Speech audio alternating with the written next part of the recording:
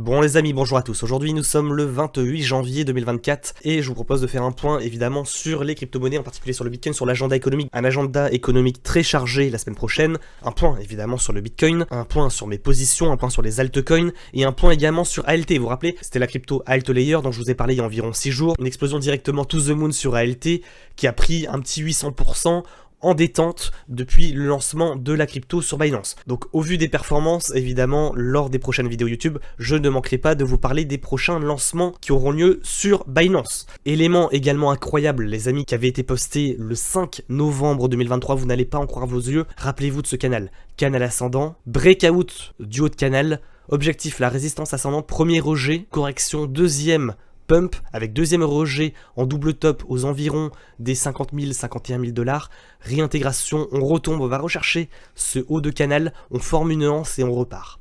Ça, c'était la prédiction, les amis, qui avait été réalisée le 5 novembre 2023 sur Twitter. Et là, c'est le point assez amusant, les amis. On va maintenant passer à ce qu'a fait le Bitcoin en vue journée suite à cette analyse de cours. Vous le voyez, on était ici. Breakout, ici, de haut de canal. Breakout de haut de canal, pump avec premier top, deuxième top, correction, repump avec premier top, deuxième top, aux environs des 48 000, 49 000 $, on retombe, on vient rechercher ce haut de canal précédent, et on repart. Techniquement, c'est assez magique, et c'est une analyse, évidemment, qui avait été réalisée en novembre 2023. Je ne sais pas si vous vous rendez compte de cette analyse, même moi j'en reviens pas. On avait prédit un potentiel pump à 36 000 pour aller chercher les 50 000 pour retomber aux environs des 38 000. C'est quand même une masterclass cette vue, tout s'est passé comme prévu. Et maintenant la question c'est est-ce qu'on va faire également cette sorte de double bottom pour repartir pour aller chercher à nouveau la target des 50 000 $ dans les semaines à venir. Le trading comporte des risques, faites vos propres analyses, investissez de manière responsable. Cette vidéo n'est pas un conseil en investissement. Je réalise cette vidéo YouTube avec une voix un petit peu différente parce que je suis un petit peu malade, mais néanmoins c'est important, on est dimanche, je fais un point sur la situation avant la fin du mois. N'oubliez pas quand même de liker, de vous abonner et de mettre également un petit commentaire pour le référencement et d'activer la cloche. N'oubliez pas évidemment d'activer la cloche. Soit dit en passant, on a dépassé les 47 000 abonnés. Donc merci à tous ceux qui nous ont rejoints en cours de route et merci aux anciens qui nous suivent toujours depuis maintenant 2 ans et demi. Donc les amis, on débute directement cette vidéo YouTube par l'agenda économique de la semaine prochaine. Vous le savez, ça fait à peu près 2 mois qu'on n'a pas parlé de l'agenda économique parce que pour moi ça n'a pas vraiment d'importance. Néanmoins, quand la Fed prend la parole, quand Powell prend la parole, là il faut que je vous le dise, la semaine prochaine on aura des grosses annonces. Je vais vous donner les horaires. Mardi 30 janvier à partir de 16 h avec le rapport Joltes sur les nouvelles offres d'emploi. Deuxième date importante, le mercredi 31 janvier 2024 à 20 h. Donc là c'est pareil, c'est l'alerte générale. Les amis, on se donne rendez-vous sur Twitch à partir de 19 h 30 ce mercredi 31 janvier pour suivre la décision politique monétaire de la Fed, la conférence de presse de la Fed, les taux d'intérêt directeurs, en résumé le discours de Powell. Ça peut faire bouger évidemment les marchés du tout au tout, donc on se donne rendez-vous sur Twitch ce mercredi 31 janvier à 19 h 30. Donc avant de passer à l'analyse du Bitcoin, je propose tout simplement de faire un point sur les différents sondages, les différentes analyses qu'on a réalisées cette dernière semaine. Vous en rappelez, on était sur le dernier support sur le Bitcoin, c'était le 23 janvier 2024. On avait posé la question suivante sur Telegram, acheter maintenant, on est aux environs des 38 500, 39 000 $, c'est idiot, trop tôt, beaucoup trop tôt, le bon moment. Vous aviez voté et en majorité vous pensiez que c'était trop tôt. Première erreur. Deuxième erreur, quel niveau BTC touchera-t-il en premier? 41 000 ou 37 000? Deuxième erreur, vous avez voté à 65% pour les 37 000. On n'a jamais touché les 37 000. Par contre, les 41 000, vous le voyez aujourd'hui, on est à 42 500 $ sur le Bitcoin. Deuxième erreur. Ensuite, au niveau de l'analyse technique, on avait parlé de ce rebond en bas de canal. On avait parlé également de ce potentiel breakout de haut de canal pour aller chercher l'objectif à 42 000 $ ou un éventuel rejet pour rester dans le canal descendant. Breakout sur le Bitcoin du haut de canal, objectif 42 000. Et il a fait le mouvement dont on a parlé dans la dernière vidéo YouTube. Ça, c'est pour, évidemment, le suivi des événements. Dernier sondage en cours sur Telegram, quel est votre sentiment de marché? Donc au niveau de ce sondage, il y a quand même des éléments qui remontent. Premièrement, vous êtes nombreux à attendre la prochaine baisse, le prochain dip pour recharger sur le Bitcoin à 27%. Ça c'est le premier point. Vous êtes également 26% à penser que c'est un fake pump et que ça va retomber et que par conséquent vous n'achetez pas, vous attendez que ça retombe pour acheter. Il y a environ entre 20 et 25% qui pensent que c'est une correction saine, qu'il faut holder coûte que coûte. Petit point sur les graphiques, maintenant, en vue semaine, point bas, point haut, point haut, breakout, on retombe, on touche le niveau à 38 800 $ environ, et on marque une force acheteuse pour réintégrer le range précédent, qui était entre les 40 000 et les 44 000 $. Techniquement, en vue hebdo, c'est ça que je vois. Il n'y a rien d'autre à dire. On re-rentre dans le range entre 40 500 environ et les 44 500 environ. Donc c'est-à-dire que si on doit retomber, on va rechercher le bas de range. C'est ça que ça veut dire. Là, il a fait caout. Il a fait une feinte de cassure de bas de range. Il a touché un support, il a réintégré le range. C'est ça qu'il faut retenir. En vue semaine, c'est ça qu'il faut retenir. Autre élément en vue semaine, il y a toujours ce rounding qui est magnifique. Il est magnifique ce rounding bottom. On attend toujours le breakout des 48 000 $ environ pour aller chercher la target. Objectif d'un rounding comme ça, on le répète, c'est environ les 60 000 $. C'est environ la moitié du rounding reporté. Donc ça c'est pour dans les mois à venir. C'est pas impossible qu'à terme, on finisse par valider ce rounding et aller chercher cet objectif, cette target aux environs des 60 000. Autre élément, on voit qu'on a un support ascendant ici. C'est un support qu'il ne faut pas casser, tout simplement. Parce qu'une cassure de support comme ça nous fait réintégrer un canal ascendant comme ça. Tac. Voilà. Si on réintègre, objectif c'est le milieu de canal, voire le bas de canal. Voire la fiste carotine complète. Bon, dans le pire des scénarios pour ceux qui sont pessimistes. Néanmoins, à plus court terme, c'est la réintégration dans le canal, et après on se rebalade dans le canal. Mais pour le moment, on le voit, il n'y a pas de réintégration dans le canal, et on maintient les niveaux. Au niveau de l'analyse un peu plus court-termiste, en vue journée, où en est-on?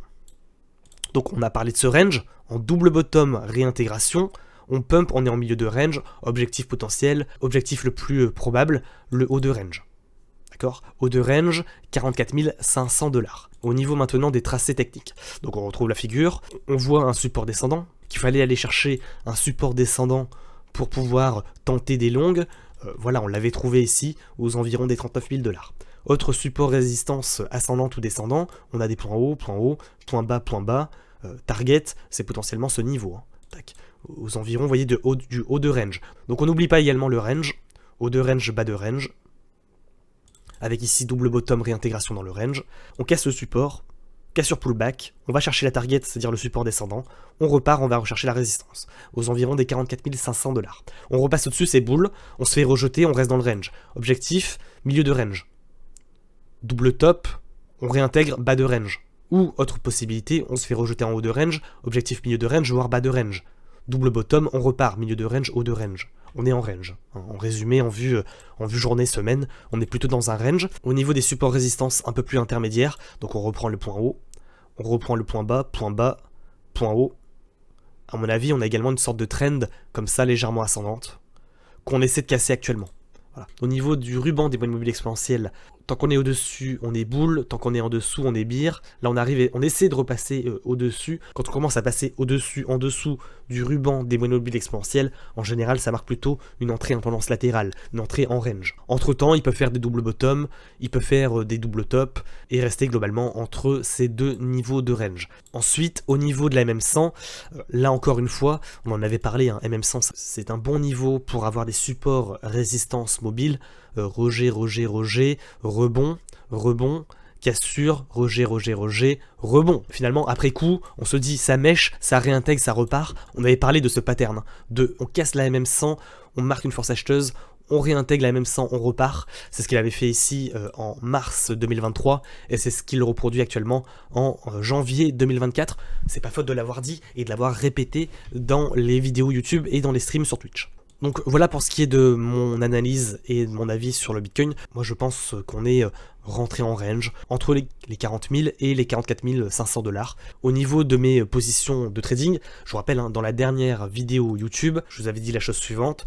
J'ai réduit fortement mes shorts, j'ai pris des longues, que ce soit en futur ou en spot. Et dans le dernier live de Twitch, je vous ai dit que j'ai pratiquement plus rien sur mes shorts, par contre je conserve mes longues. Je n'ai pas changé d'avis, je maintiens mes positions. Actuellement je suis à 50% sur le trading en futur avec 400 $ de profit non réalisé. Rappel, j'avais pris 630 $ sur mes positions short de profit réalisé.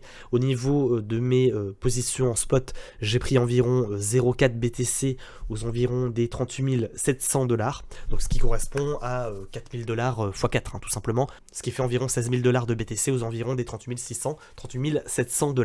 Ça me fait penser également qu'on n'a pas parlé de ce point, mais cassure de canal ascendant par le haut, le gros risque c'est fist carotting, c'est qu'on fasse un move comme ça pour repartir, c'est-à-dire une sorte de double top. On retombe, on vient rechercher la résistance du haut de canal qui devient support avant de repartir, et du coup ça nous ferait faire un premier bottom, deuxième bottom, on repart. J'en ai pas forcément parlé dans l'analyse précédente, mais évidemment que c'est un point également extrêmement important. Ça nous ferait faire d'ailleurs ce double bottom dont on a parlé sur Twitter, qui n'est pas impossible. Ça permettrait de siphonner les longues retardataires, d'aller les rechercher, d'aller chercher leur stop loss, de conforter également les shorts, ceux qui pensent qu'on va retomber aux environs des 36 000 $, pour mieux au final repartir bull et breakout cette ligne de coup de double bottom aux environs des 42 500 $. Donc voilà pour ce qui est de mes position de trading. Évidemment, je vous rappelle également, si vous voulez faire du trading sur Apex Pro, sur les produits dérivés crypto-monnaies avec ou sans effet de levier, je vous rappelle que je vous mets tout simplement un lien affilié sur Apex Pro avec moins 5% sur vos frais de trading à vie, avec une vidéo également tutoriel. Donc allez voir cette vidéo tuto et inscrivez-vous tout simplement sur Apex Pro qui sont des partenaires de la chaîne, je le rappelle. Et je vous rappelle également, je vous partage un lien affilié Tangame Wallet pour avoir moins 10% sur vos achats sur le site de Tangame. C'est tout simplement un cold wallet mieux que Ledger, ça vous permet de stocker vos crypto-monnaies, et vous le voyez avec le code promo Kellistas, moins 10% sur vos achats. N'hésitez pas à passer par mon lien affilié si vous souhaitez acheter cette cold wallet. Donc les amis, je vous propose maintenant de passer aux altcoins rapidement. Au niveau de Ethereum, rejet sur résistance du haut de canal, suite FK out, on revient chercher le support ascendant ici aux environs des 2174 $. Donc potentiellement sur Ethereum, on est comme sur Matic, on est sur une structure comme ça, de biseau d'élargissement légèrement ascendant, de compression de cours, avec à terme soit un breakout de ce niveau par le haut pour pump, soit une cassure d'une sorte d'épaule tété-épaule comme ça pour dump. Voilà pour ce qui est de mon avis sur Ethereum. Sur BNB, rejet sur le haut de range avec un magnifique rounding bottom avec une compression de cours, une consolidation actuellement. Au niveau de Matic, sur un support ascendant long terme que l'on suit depuis maintenant 2-3 ans. Tac, tac, tac, tac, tac. Avec également une sorte de fist carotting, un support descendant qui tient bien. Donc un niveau à 0,72 qu'il faut absolument tenir. Le TRX toujours en compression de cours, consolidation en vue semaine à 0,111 avec un magnifique rounding bottom en vue semaine avec ligne de coup aux environs des 0,117. Pour moi le TRX c'est vraiment le plus beau de tous les altcoins pour le moment. Au niveau de Shiba Inu, un support descendant de haut de triangle qui tient bien. Casse sur pullback, on vient rechercher le niveau, on s'amuse sur le support pour un moment donné, on espère faire un mouvement type comme ça, de pas de réintégration, on reprend de l'élan, on re-breakout, on vient rechercher la ligne de coup de ce triple bottom ici aux environs des 0,113. Litecoin, toujours au niveau d'un support hebdomadaire ultra long terme qui tient bien, et une compression de cours en vue journée, une MM100 qui s'approche, un niveau de breakout aux environs des 77,7 $. On a envie de croire dans la tech, mais on commence à être impatient d'attendre qu'il casse ces 77,7 $ pour s'envoler. Pour le moment, c'est assez mitigé. Au niveau de Solana, vous le voyez en cassure pullback de support ascendant ici, tac tac tac tac tac. Sur pullback, s'il réintègre ses boules, c'est même stratégie que sur le Bitcoin, c'est même stratégie que sur Apex, le Solana. S'il se fait rejeter, possible reconsolidation comme ça pour retenter. Si on repasse par contre sous ce niveau, c'est plutôt beer pour aller chercher un deuxième bottom. Voilà pour ce qui est de Solana. Le Atom en cassure de support majeur en vue hebdo, c'est un peu comme le Shiba Inu, support, tant que ça tient, à un moment donné, il pourrait faire ce move, en soit double bottom ici, vous voyez, soit directement, suite à consolidation, tac tac tac, hop on vient rechercher, on fait une petite anse comme sur Apex, on fait une épaule tête épaule inversée, on repasse au-dessus de la même 100 au niveau des 12 $ pour repartir boule. D'accord, je pense avoir été très clair sur Atom, c'est très lisible sur Atom, cette sorte d'épaule tête épaule inversée comme ça pour repartir, c'est plutôt intéressant également sur le Atom. Au niveau des altcoins à surveiller, YFI avec cette MM100, cette compression de cours dans une sorte de canal descendant, avec 6 breakout des 8500 $, un potentiel mouvement aussi important. Le Kutum également, qui est plutôt intéressant, avec un support descendant comme ça, Tac, tac, tac, tac. Tant que ce support tient, c'est un bon niveau d'achat pour tenter également la cassure de MM100 et la cassure de haut de range à 3.6. Les amis, c'est tout pour moi, je vous rappelle, n'oubliez pas le rendez-vous sur Twitch ce mercredi 31 janvier 2023 à partir de 19h30 pour suivre la conférence de presse de Powell. Vous avez le lien Twitch ainsi que tous les liens affiliés directement dans la description de la vidéo. Les amis, c'est tout pour moi, je vous souhaite un excellent dimanche et je vous dis à très bientôt sur YouTube et sur Twitch.